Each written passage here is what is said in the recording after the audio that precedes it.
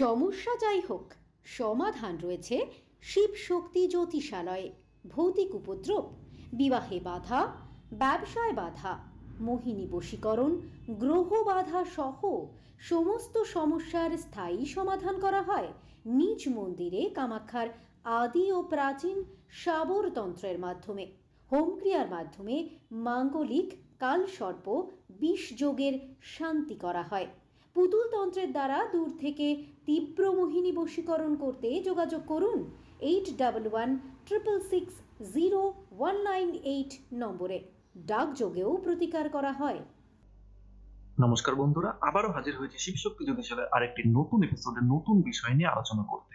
11 দিনে 11টি মন্ত্র সিরিজের আজকে কিন্তু 6তম দিন, এবং এই 6তম এপিসোডে আমরা কিন্তু আলোচনা করব হনুমানজিকে নিয়ে। অর্থাৎ আমরা কোন সমস্যার সমাধানের জন্য আমরা হনুমানজির শরণাপন্ন হব, কোন মন্ত্র জপ করব, কোন কবচ পাঠ করব বা কোন স্তোত্রম পাঠ করব, কিভাবে আমরা এর সর্বাধিক সুফল লাভ করতে পারবো, তার প্রত্যেকটা জিনিস কিন্তু আজকের এই ভিডিওতে কিন্তু আমরা আলোচনা করব। অবশ্যই সম্পূর্ণরূপে জানতে কিন্তু সম্পূর্ণ ভিডিওটি সম্পূর্ণরূপে দেখুন, এবং ভালো করে বোঝার জন্য একবার না হলে দ্বিতীয়বার দেখুন, তৃতীয়বার দেখুন, অবশ্যই কিন্তু তাহলে ভালোভাবে বুঝতে পারবেন।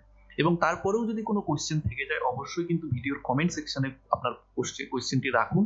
আমরা কিন্তু আগামী যে ভিডিওগুলি আসবে সেখানে কিন্তু আমরা তার উত্তর দেওয়ার চেষ্টা করব। অবশ্যই কমেন্ট সেকশনে ভিডিও সংক্রান্ত প্রশ্নগুলো রাখবেন। ফোন করে কিন্তু কোনো ভিডিও সংক্রান্ত কোনো কোশ্চেন করবেন না। যারা নিজেদের কাজ করাতে চাইছেন বা কোনো কবচ বা যন্ত্র তৈরি করাতে চাইছেন, কোনো কাজ করাতে চাইছেন বা তন্ত্রক্রিয়া শিখতে চাইছেন, যারা শিখতে চান, তারাও কিন্তু নিচে যে স্ক্রিনে যে নাম্বারটি দেওয়া রয়েছে সেই নাম্বারে কিন্তু যোগাযোগ অবশ্যই করতে পারেন। স্ক্রিনের নাম্বারটি শুধুমাত্র যারা কাজ করাতে চাইছেন তাদের জন্যই, এবং ভিডিও সংক্রান্ত অবশ্যই কোশ্চেনগুলো করবেন ভিডিওর কমেন্ট সেকশনে।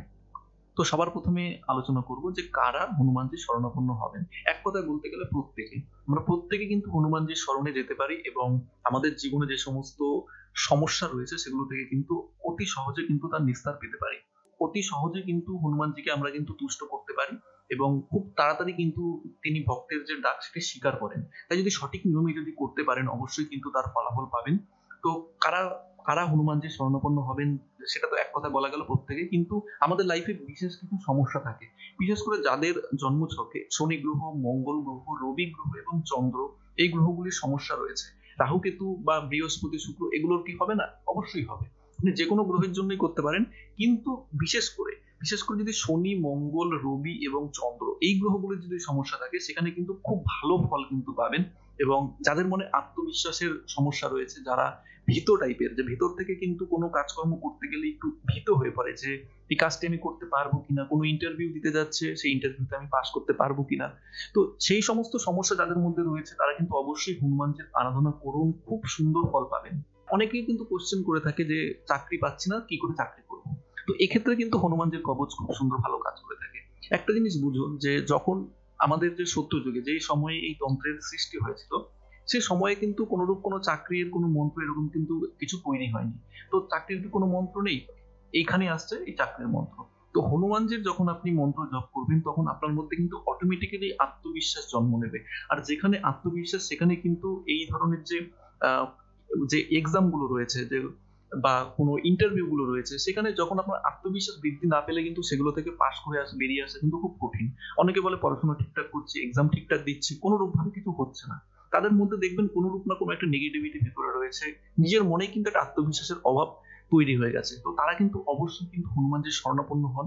হনুমানজির শরণাপন্ন যখন হবেন, হনুমানজির মন্ত্র যখন জপ করবেন, অটোমেটিক আপনার মধ্যে আত্মবিশ্বাস বৃদ্ধি পাবে। আপনার রবি গ্রহের যে ফলাফল সেগুলো বৃদ্ধি পাবে, খুব ভালো ফল দেবে। তখন কিন্তু অটোমেটিক কিন্তু সেই চাকরির জায়গায় কিন্তু অনেকটা সুগম হয়ে উঠবে। আর যারা ভৌতিক উপদ্রব, আপনাদের উপর একের পর এক ভৌতিক উপদ্রব ঘটছে, কোনো তান্ত্রিক আপনাদের উপর তন্ত্রক্রিয়া করছে, তন্ত্রক্রিয়ার বারে শিকার হচ্ছেন, আপনাদের শত্রু বেড়ে গেছে, এই সমস্ত সমস্যা যদি থাকে, তবুও কিন্তু এখানে হনুমানজির শরণাপন্ন আপনারা হতে পারেন। এখানেও কিন্তু ভালো ফলাফল দেখা যাবে। এখানে যদি একটার পর একটা বলতে থাকা হয়, ভিডিও কিন্তু শেষ হবে না, ভিডিও চলতেই থাকবে। তাই মোটামুটি একটা আইডিয়া দেওয়ার চেষ্টা করেছি যে কারা হনুমানজির শরণাপন্ন হবেন। প্রত্যেকেই করতে পারেন, কোনো কিন্তু এখানে সমস্যা নেই। বিশেষ করে সমস্যাগুলো যেগুলো উল্লেখ করলাম সেগুলো যদি থাকে, অবশ্যই কিন্তু হনুমানজির মন্ত্র জপ করুন, কবচ পাঠ করুন, হনুমান চালিসা পাঠ করুন, অবশ্যই কিন্তু ভালো ফল পাবেন। একটা কথা অনেকে কোশ্চেন করে থাকে যে মেয়েরা কি হনুমানজির আরাধনা করতে পারে না বা পুজো দিতে পারে না? অবশ্যই দিতে পারে। এর আগেও একটি হনুমানজির উপর একটি ভিডিও বানিয়েছিলাম, সেখানেও কিন্তু আমি সেটি বলেছি। অবশ্যই পারেন, আপনারাও পারেন। আপনারা দাদা রূপে, বা ভাই রূপে বা বাবা রূপে সেরকম ভাবে আপনারা কিন্তু অবশ্যই কিন্তু তাকে স্মরণ করতে পারেন, তার পুজো পাঠ করতে পারেন, কোনো অসুবিধা নেই।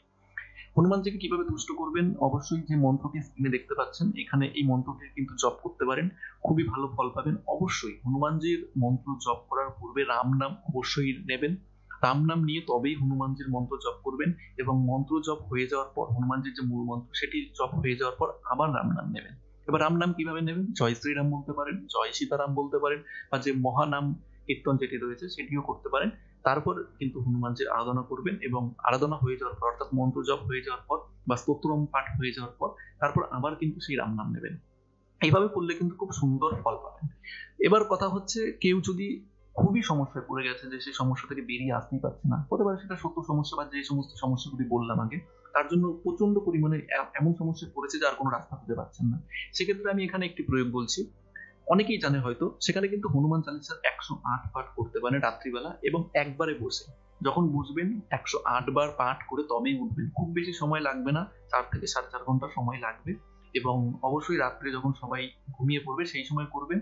আমাদের চ্যানেলে কিন্তু একটি প্লে লিস্ট আছে যে সাধনা কিভাবে করতে হয়, সেখানে নিয়ম কানুনগুলো মেনে নেবেন, সেই নিয়ম কানুনগুলো মেনে করবেন।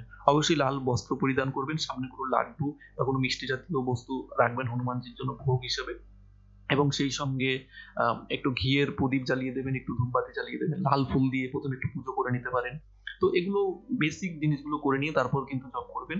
আরেকটি এখানে কথা আমি বলে দিই, এটি অনেকে করেন না। 108 বার যখন জপ করছেন সামনে একটি তামার পাত্রে জল রাখবেন, সেই একবার করে যখন পাঠ আপনার কমপ্লিট হচ্ছে অর্থাৎ হনুমান চালিসা পুরোটা পাঠ করে নিচ্ছেন, তারপরে কিন্তু সেই তামার জলে একটু করে ফু দেবেন। তবে 108 বার পাঠ করলে কিন্তু 108টা ফু হয়ে যাবে। সেই জলটি সংরক্ষণ করে রেখে দেবেন, পরের দিন পুরো বাড়িতে ছেটাবেন এবং আপনি যদি কোনো কর্মক্ষেত্রে যান বা কোনো সমস্যা মনে হচ্ছে সেই টাইমে যদি সেই জলটি নিজের গায়ে ছেটান বা সেটি পান করেন, খুব সুন্দর ফল পাবেন, ম্যাজিকের মতো ফল পাবেন।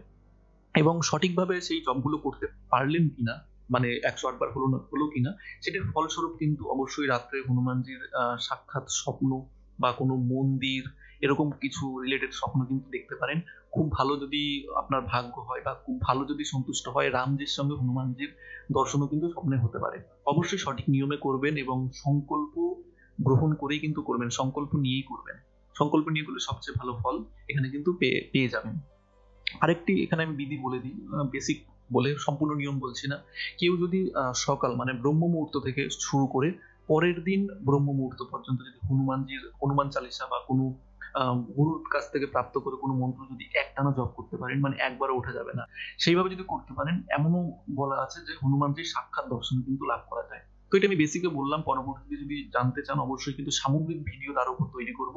তো সেটা যদি জানতে চান অবশ্যই কমেন্টে জানাবেন, সামগ্রিক ভিডিও যে হনুমানজির সাধনার উপর সামগ্রিক ভিডিও চাই, অবশ্যই সেটার উপর কিন্তু আপলোড করা হবে। তো আশা করি বিষয়গুলো বোঝাতে পারলাম যে কিভাবে কি করবেন।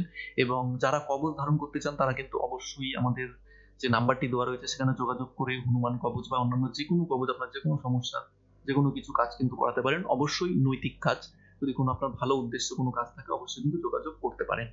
এছাড়াও জন্মছক বিচার করানোর জন্য কিন্তু যোগাযোগ করতে পারেন। আর যারা তন্ত্র মন্ত্র শিখতে চাইছেন বেসিক, অর্থাৎ নিজের সুরক্ষা, ফ্যামিলির সুরক্ষা, এই সমস্ত জিনিসের যে জিনিসগুলো আছে সেগুলো যদি শিখতে চান অবশ্যই কিন্তু আমাদের যে স্ক্রিনে নাম্বারটি রয়েছে সেই নাম্বারে যোগাযোগ করতে পারেন। এই বিষয়েও কিন্তু অনলাইনে কিন্তু আমাদের শিক্ষা প্রদান করা হয়ে থাকে। তো অবশ্যই চেষ্টা করলাম সম্পূর্ণরূপে আলোচনা করার, যদি কিছু বাদ থেকে যায় অবশ্যই কমেন্টে জানাবেন এবং কোশ্চেন থাকলেও ভিডিওর কমেন্টে জানাবেন। পরবর্তী যে ভিডিওগুলি আসবে সেখানে কিন্তু তার উত্তর দিয়ে দেওয়া হবে। ফোন করে কোনো কোশ্চেন করবেন না ভিডিও সংক্রান্ত, ফোন করে যদি পার্সোনাল সমস্যার যদি সমাধান করাতে চান তার জন্যই একমাত্র ফোন করবেন। তো আশা করি ভিডিওটি ভালো লেগেছে। তো দেখা হবে পরবর্তী এপিসোডে আরেকটি নতুন বিষয় নিয়ে আলোচনা করব। ততক্ষণ ভালো থাকবেন, নমস্কার।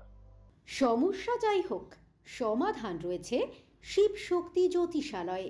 ভৌতিক উপদ্রব, বিবাহে বাধা, ব্যবসায় বাধা, মোহিনী বশীকরণ, গ্রহ বাধা সহ সমস্ত সমস্যার স্থায়ী সমাধান করা হয় নিজ মন্দিরে কামাখ্যার আদি ও প্রাচীন শাবর তন্ত্রের মাধ্যমে।